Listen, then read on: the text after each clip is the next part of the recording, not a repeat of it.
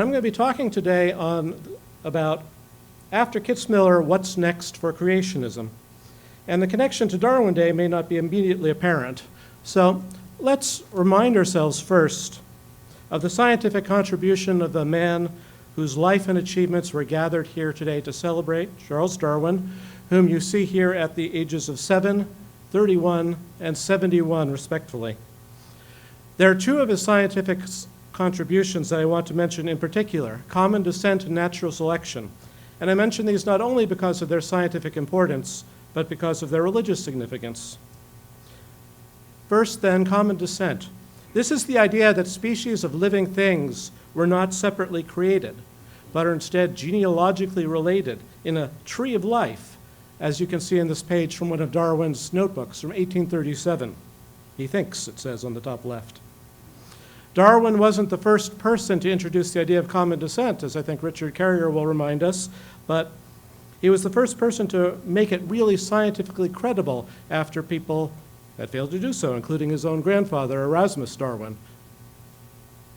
The 150-odd years of research after Darwin have complicated the picture in a number of ways, as the fancy tree of life on the right shows. But it has overwhelmingly confirmed, by an impressive convergence of independent lines of evidence, that all life on Earth indeed shares a common ancestry. All men may be brothers, as the proverb has it, but all living things are cousins. The other of Darwin's contributions I wanted to highlight was natural selection. Darwin, and it should also be remembered Alfred Russel Wallace, realized that natural selection could explain important biological phenomena, like speciation, the way in which species come to be, and crucially, adaptation, the ways in which organisms come to be suited to survive and reproduce in their environments. The adaptive crypsis, or camouflage of peppered moth, is quite literally a textbook example. Now, unlike common descent, which was quickly accepted after Darwin published The Origin of Species, natural selection initially didn't fare so well on the scientific front. Part of the reason for its eclipse, as it's called, was that Darwinian natural selection and Mendelian genetics were thought to be antagonists. That problem was diffused by the modern synthesis of the 1930s and 1940s, which united the two in a framework that biologists continue to build on today. Regardless of their reception by the scientific community, both common descent and natural selection were theologically controversial practically from the get-go. Thomas Henry Huxley, nicknamed Darwin's Bulldog, and Samuel Wilberforce, the Bishop of Oxford, famously tangled about them in a scientific meeting in Oxford in 1860, the year after The Origin was published. Why are these scientific principles a challenge to the sort of biblical religion common in their day and in our own? Well, let's start with common descent. If all of life is related genealogically, if every living thing is a distant cousin of every other living thing since they share a common ancestor, then we apparently have a conflict with the creation accounts of Genesis, according to which different kinds of living things were created separately by God. This is Raphael's version, if you were wondering. Moreover, if human beings in particular are related to every other living thing, then there's a further, more urgent conflict with the creation accounts of Genesis, in which human beings are created not only separately from every other kind of creature, but also in the image of God, a distinction unique to human beings, setting us apart from the rest of creation. And this, of course, is Michelangelo's version of that. I'll bet you didn't know this was going to be art history. Natural selection also poses two theological challenges. First, it undermines a popular version of the argument from design due to William Paley.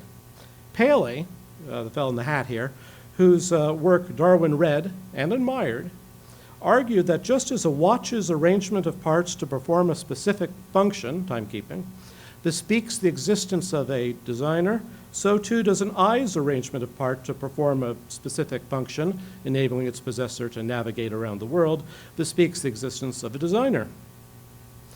Darwin undermined this argument by showing that the arrangement of means to ends in the natural world that so impressed Paley could have a natural explanation, that of natural selection. Natural selection is, in Richard Dawkins' felicitous phrase, a blind watchmaker.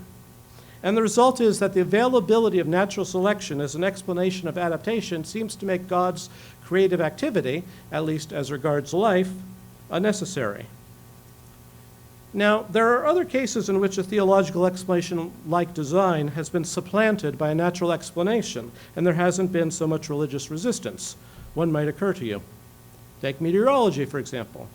The Bible talks quite a lot about how God creates storms and generally controls the weather, and yet we do not find many people of faith rejecting meteorology. The devout can, perhaps with some effort, regard storms and the like as natural phenomena through which God works his will in the world. But perhaps this is not a helpful model for natural selection. The way in which natural selection works may seem like a particularly inappropriate way for God to accomplish his purposes in the world. Inappropriate in two ways, perhaps. First, isn't it a horrible and wasteful way for God to operate? Darwin himself noted this in a letter to a friend. If God works through natural selection, doesn't that suggest a sadistic God, as Gary Larson would have you believe? Or at least an uninterested one?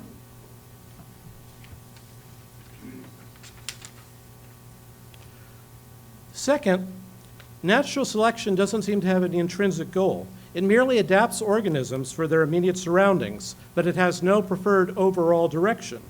Darwin and other evolutionists of his era weren't always clear on this point, of course, but in general, after Darwin, the great chain of being, with rocks at the bottom, human beings somewhere in the middle, God and his angels on the top, was replaced with a branching tree in life, in which any overarching divine goal for life is hard to detect.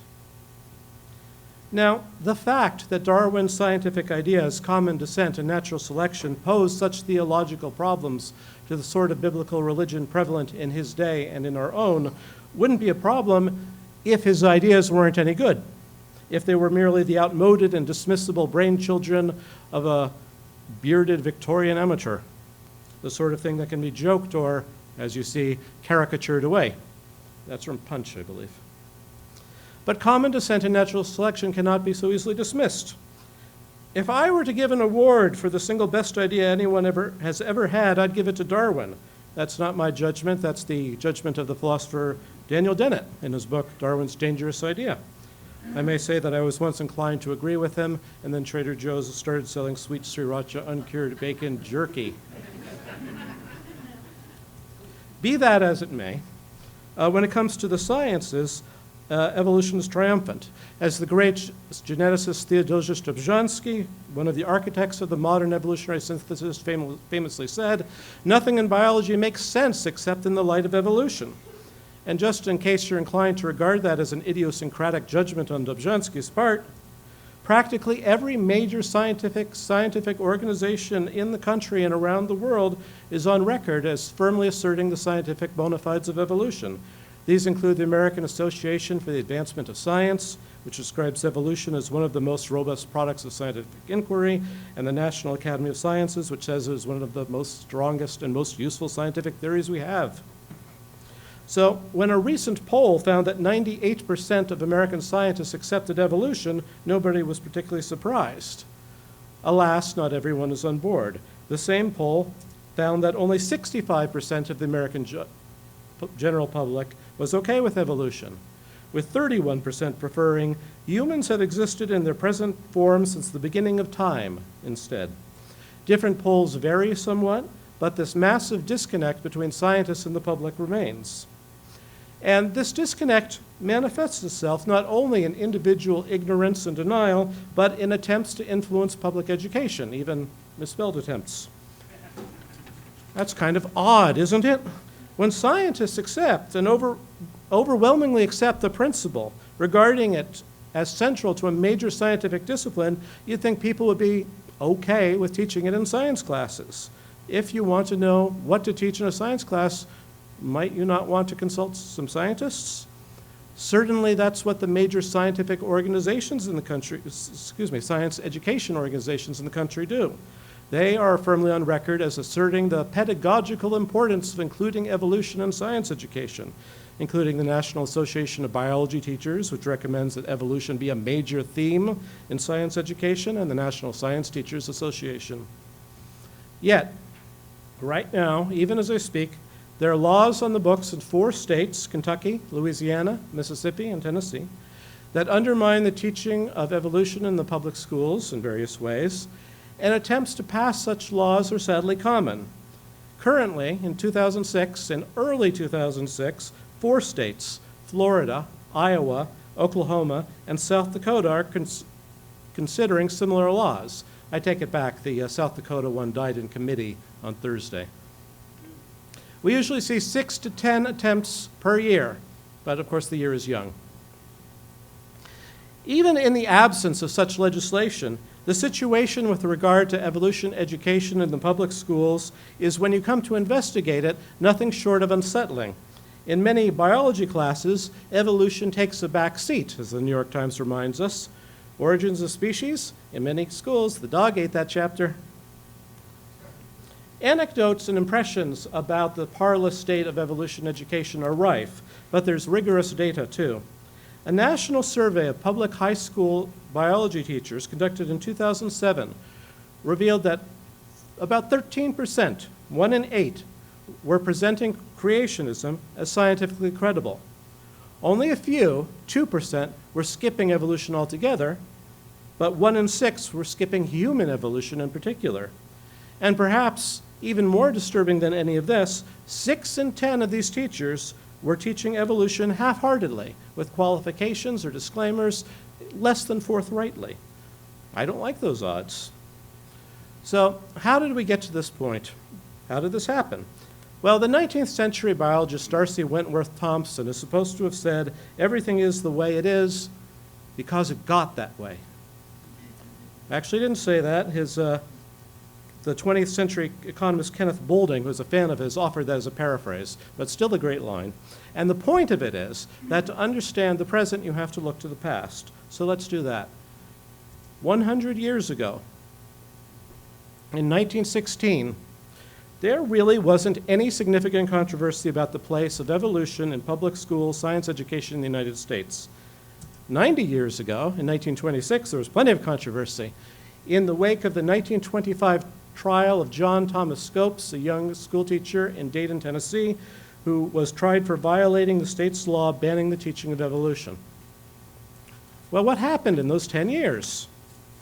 3 things seem to be relevant. First, the United States entered the Great War, thanks in part to a Stanford biologist, Vernon Kellogg, who reported that a German colleague told him that the war was a manifestation of the Darwinian struggle for existence, as the German establishment understood it. Evolution was popularly associated in the American mind with German militarism and the horrors of the ensuing war. Second, a struggle between modernists and fundamentalists for control of American Protestant denominations was escalating.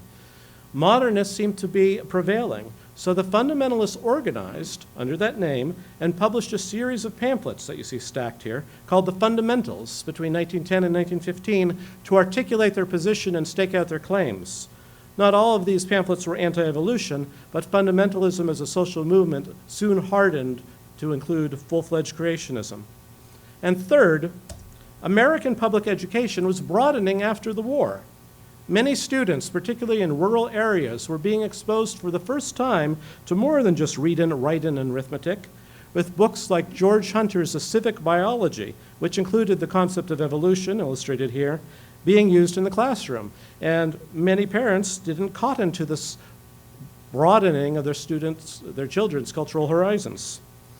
As a result, the first wave of anti-evolutionism involved a crusade to ban the teaching of evolution in America's public schools. It was well underway in the 1920s, with bans passed in Tennessee, Arkansas, and Mississippi, the Scopes case being the most conspicuous example. Scopes was convicted, to no one's surprise, that's a picture from the courtroom, but his conviction was overturned on appeal, and the state declined to prosecute him again. Despite the death of their champion, William Jennings Bryan, that's the fellow wearing the tie in the front there. Despite Bryan's death, soon after the trial in which he had served on the prosecution team, the creationists were arguably the winners of this whole affair. Evolution went into educational abeyance. Fearing controversy, textbook publishers downplayed evolution, and a 1940 survey of high school biology teachers showed that barely more than half were teaching evolution at all. Evolution didn't really re-enter the public schools in earnest until the 1960s, thanks to a polished metal sphere 23 inches in diameter. Sputnik, the first artificial satellite launched by the Soviet Union in 1957.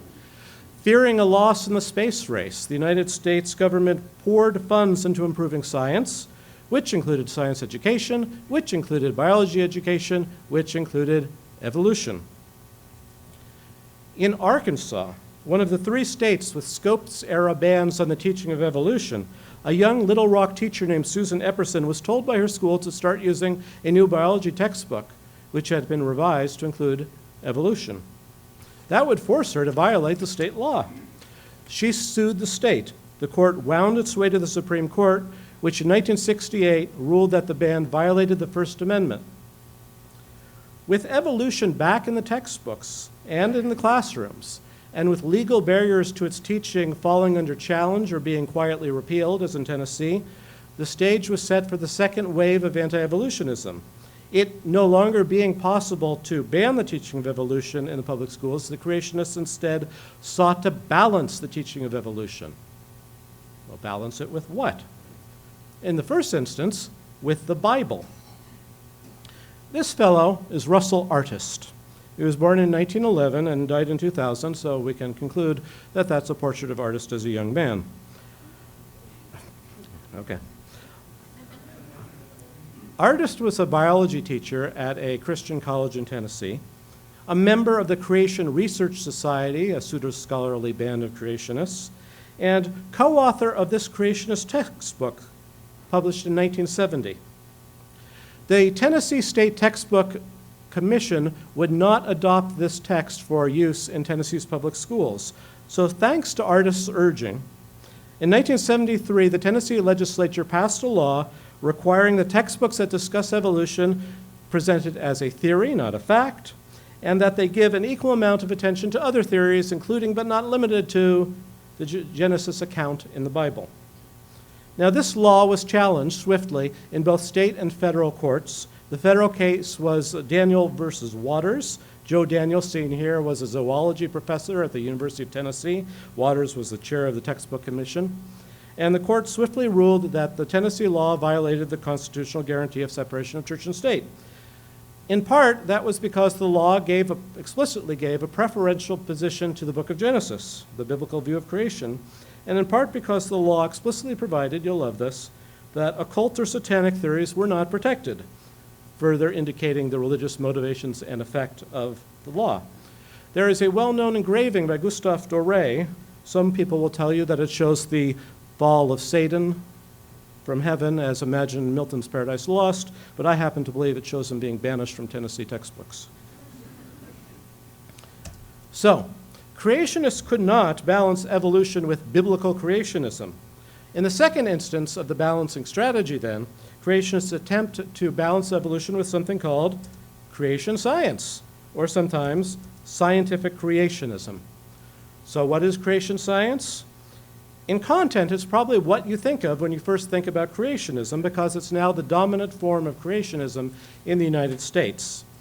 The main claims of creation science are that the earth and the universe are thousands, not billions of years old, that living things were specially created by God to reproduce after their own kinds, which precludes evolution between kinds, and that Noah's flood was a historic worldwide event responsible for a huge genetic bottleneck, or should I say hugely narrow, most of the fossil record, and major geological features like the Grand Canyon.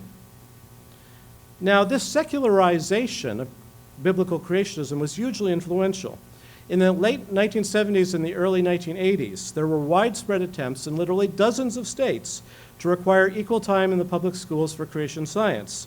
2 laws, one in Arkansas, one in Louisiana, were both enacted in 1981. The Arkansas law was ruled unconstitutional in a landmark trial, which had these fancy expert witnesses, including Francisco Ayala and Stephen Jay Gould, in 1982.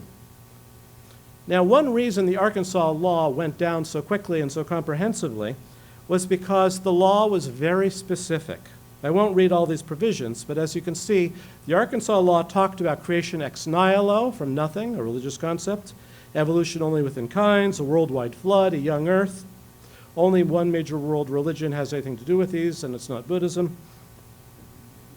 But Louisiana's law defined creation science as consisting of the scientific evidences for creation and inferences from those scientific evidences without giving any hint of what those were. Interestingly, Louisiana's bill originally resembled Arkansas's. They had a common ancestor in a model equal time bill, which was adapted from a model school board policy that the Institute for Creation Research drafted. But the day on which the legislature in Louisiana stripped all these references to specifics from its bill was May 28th, 1981, the very day after the lawsuit was filed in McLean versus Arkansas. Well, correlation does not imply causality, as Zach Wiener from Saturday Morning Breakfast Cereal reminds us. And there's the punchline. But this hasty action on the part of the Louisiana legislature strongly suggests that the proponents of creation science were worried that the law would not survive constitutional scrutiny. In fact, the Institute for Creation Science declined to participate in the McLean trial in Arkansas, but it hoped and strove for success in the Louisiana trial. And yet, the comparative reticence of Louisiana's law did not help it. When the challenge to it finally reached the Supreme Court, the ruling in Edwards v. Aguilar, 1987, was, the act impermissibly endorses religion by advancing the religious belief that a supernatural being created humankind. That's the lead plaintiff, Donald Aguilar, there. I cropped it out so you can't tell, but the woman in orange standing next to him is Susan Epperson. So much for creation science getting taught in the public schools. Nevertheless, the idea still beckoned of further disinfecting creationism of its overtly religious content and balancing the teaching of evolution with that.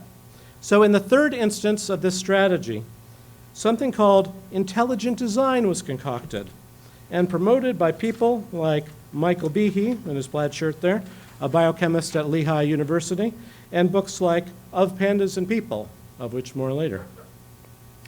Now, you can understand intelligent design best if you understand it as a project of finding something that can be billed as a scientific alternative to evolution that will survive constitutional scrutiny in the United States Court of Law.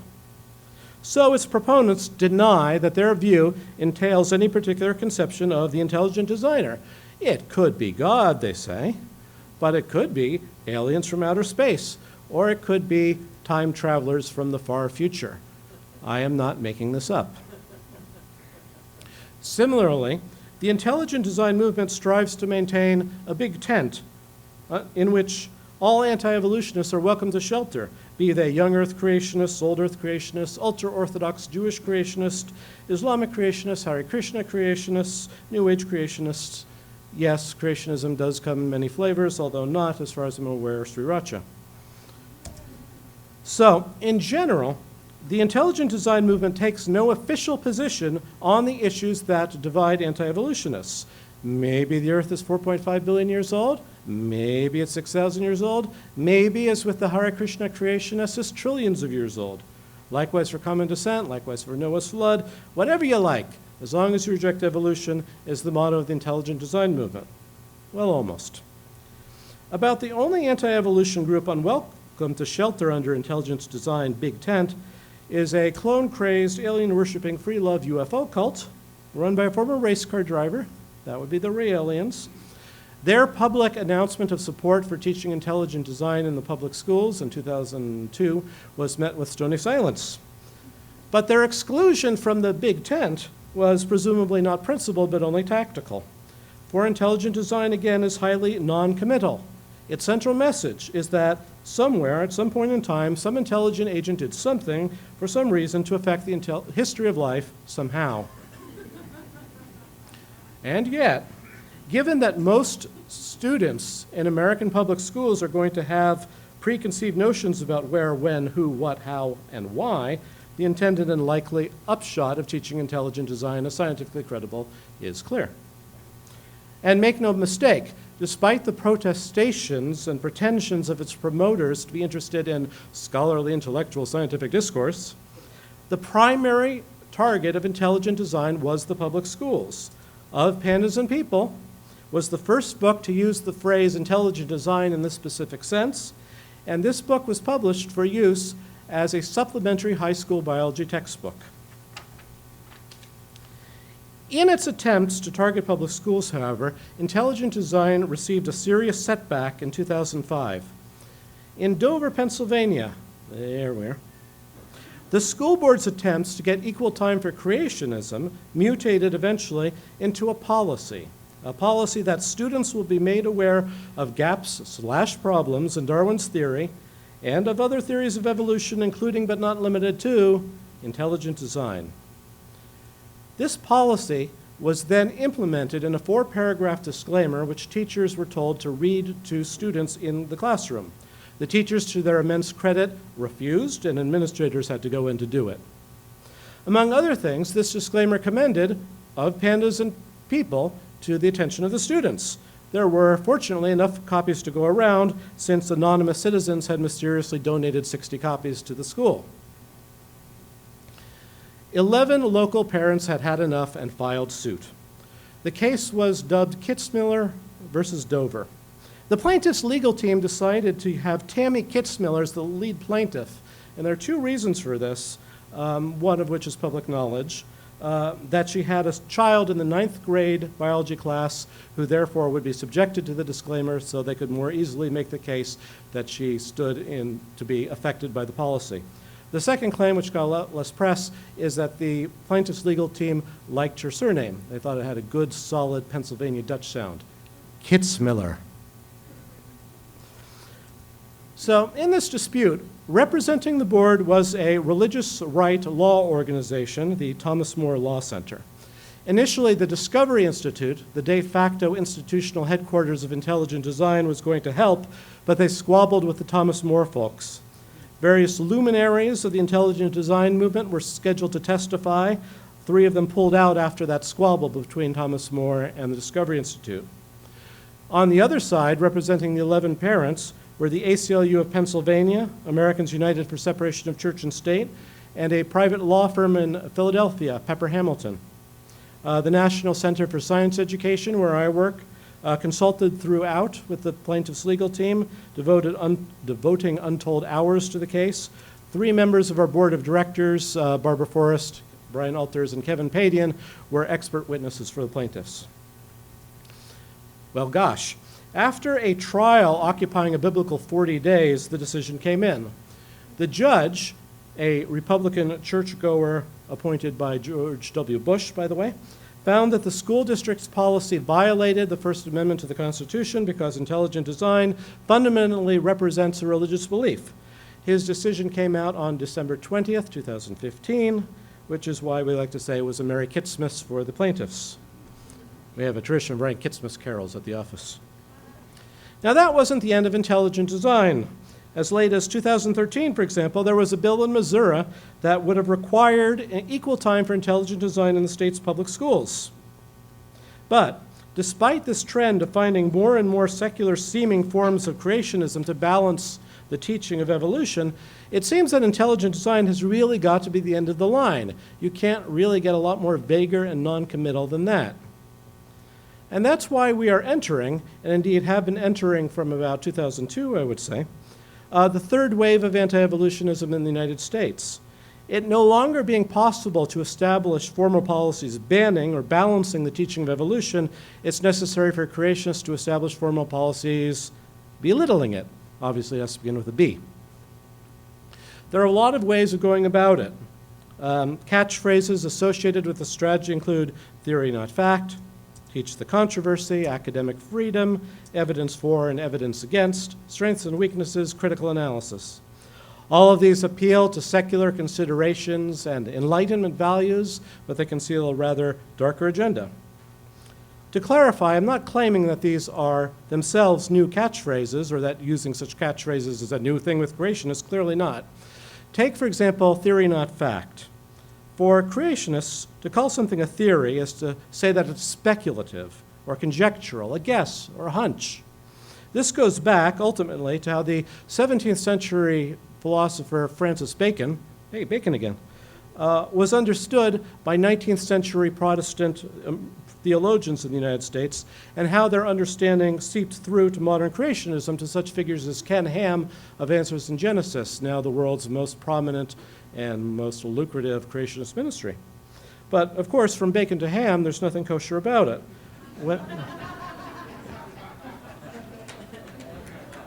And it's not kosher, because when scientists call something a theory, they don't mean it's a guess or a speculation or a hunch or a conjecture.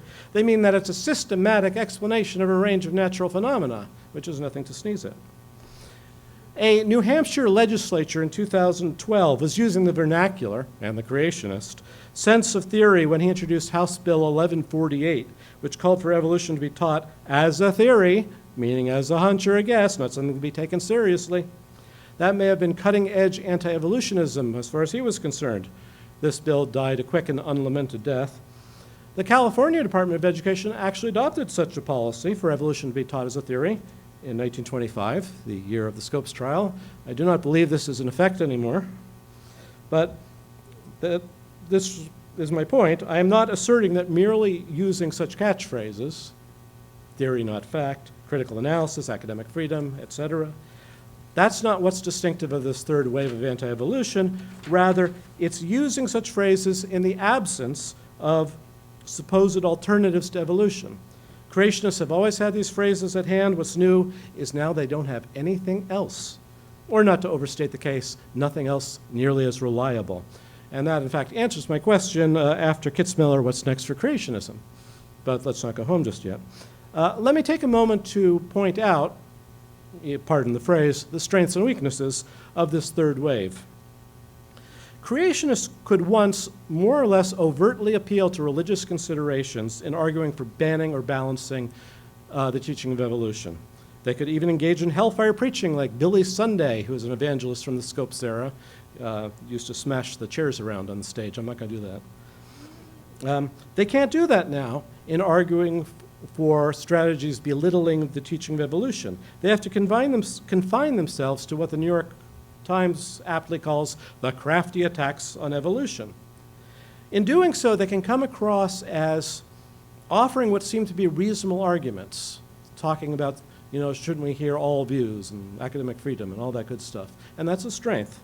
But they thereby find it harder to rally their base, which responds better to hellfire preaching. So that's a weakness. Within this wave of anti-evolution, in which the emphasis is on belittling evolution, there have in turn been two major approaches. The first was to require teachers to belittle evolution. For example, Florida's Senate Bill 1854 from 2011.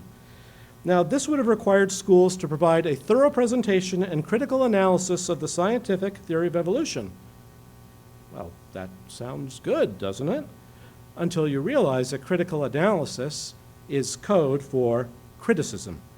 And there's really no question about this, because the sponsor of this bill had previously said that what he was going to announce was a bill requiring the teaching of intelligent design, saying if you're going to teach evolution, then you have to teach the other side, so you can have critical thinking. This bill, too, died. Now, a general problem with bills requiring teachers to belittle evolution, not the critical problem, but a problem, is that they require something to be taught, which invites hard questions, not necessarily 20. Hard questions about what that is, where do you find it, who's going to pay for it. They also raise the hackles of teachers who don't like to be micromanaged by the legislature. Consequently, more popular have been a string of bills taking the second approach within the belittling strategy. These do not require, but instead permit something to be taught, often under the rubric of academic freedom. In fact, there have been more than 60 academic freedom bills proposed over the last decade, with two, unfortunately, being enacted, one in Louisiana in 2008, one in Tennessee in 2012. Both amusing and ironic is the fact that a former colleague of mine, Nick Matsky, who worked on the Kitzmiller trial, recently managed to get a publication in the journal Science, one of the most prestigious scientific journals in the world, by applying state-of-the-art phylogenetic methods, that is to say, evolutionary methods, to these anti-evolution bills to reveal their genealogical relationships. It's a little washed out there, but as you see, it's a fairly complex story. Now, what's the harm of these academic freedom bills? Well, as the cartoonist Gary Larson anticipated, they in effect encourage scientific teachers with idiosyncratic views. It encourages them to teach anything they please. Proponents of creationism and climate change denial are the usual intended beneficiaries, but there's no reason that flat earth ideas or white supremacism wouldn't be covered. And they prevent responsible educational authorities from intervening, so the intended effects are bad. Moreover, I would argue that these bills are profoundly anti-democratic.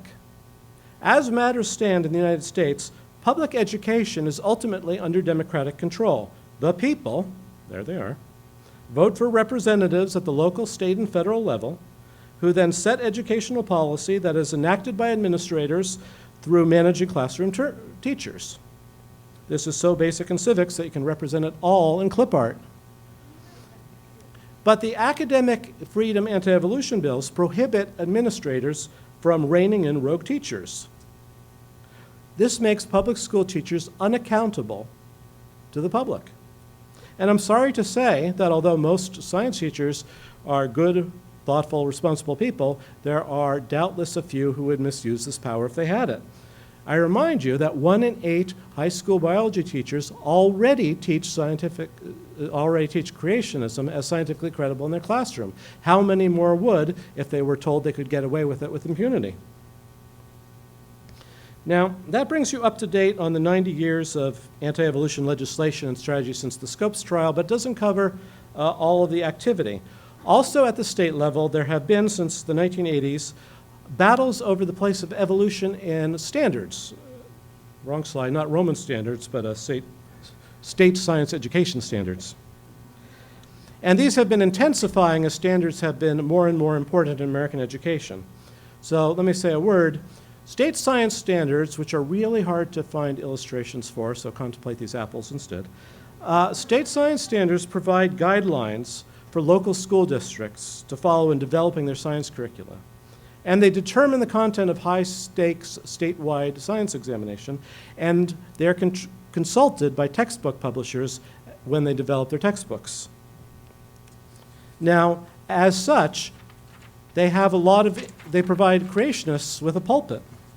For example, in 1995, the Alabama State Board of Education inserted a provision in the state science standards there that required evolution not to be presented dogmatically. And then they used that provision to require a disclaimer to be attached to all biology textbooks in the state, including claim any statement about life's origin should be considered as, oh, there's that phrase again, theory, not fact. Standards are increasingly important, as I say, and as a result, battles over the place of evolution and state science standards have been increasingly frequent.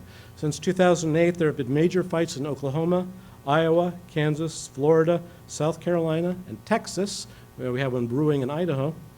And since Texas is a major purchaser of textbooks, what happens in Texas doesn't stay in Texas.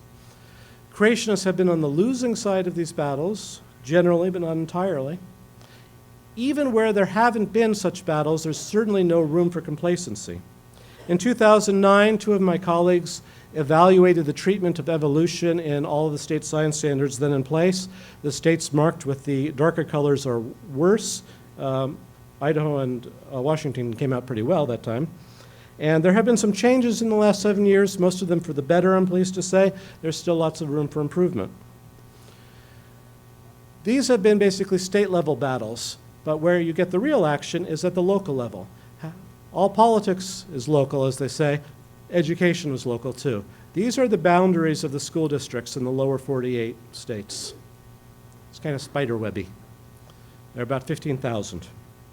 Each of them is a potential battleground because each of them has a degree of autonomy when it comes to curriculum and instruction.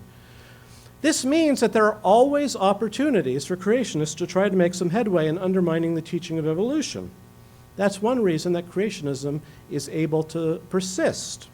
In contrast, creationists have never been able to make any significant headway in developed countries where curriculum and instruction is controlled at the state or provincial level, such as Canada, or at the national level, such as France. Creationists haven't been able to make headway even in countries where they don't have the same kind of church-state separation that we have. They haven't been able to make headway in countries where they have a state church, for heaven's sake, so to speak. It was hardly surprising then that in a 2005 comparison of opinion on evolution in 34 developed nations, co-authored by one of my colleagues, the United States placed next to last for its acceptance of evolution.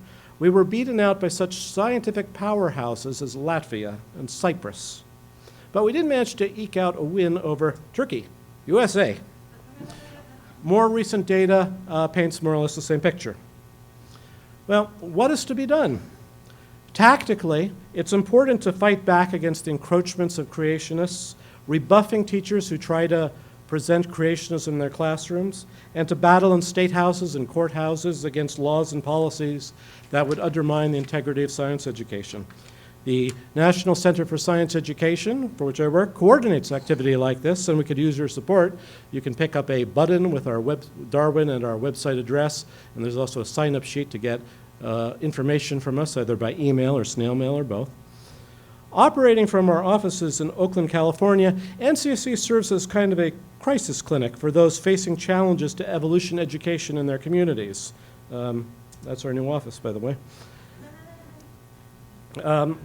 Climate change education is also under similar attack, so we added that to our portfolio a few years ago. Of course, we would very much like for there to be no need for our services. We'd like to lock the door for one last time and go home, but there are no signs of that happy day on the horizon. Strategically, there are a lot of things that can be done to improve the climate for evolution education, many of them long-term, undramatic, and incremental, like increasing the amount of training in evolution and pedagogical techniques for teaching evolution effectively that pre-service biology teachers get in their education. These are pre-service biology teachers at Cornell, although I'm not positive they're actually studying evolution right this second. What about the short term? I have to say that among one of my favorite short-term ways of helping to improve the climate for evolution education is Darwin Day. You've heard of it. Darwin Day is not just about Darwin after all.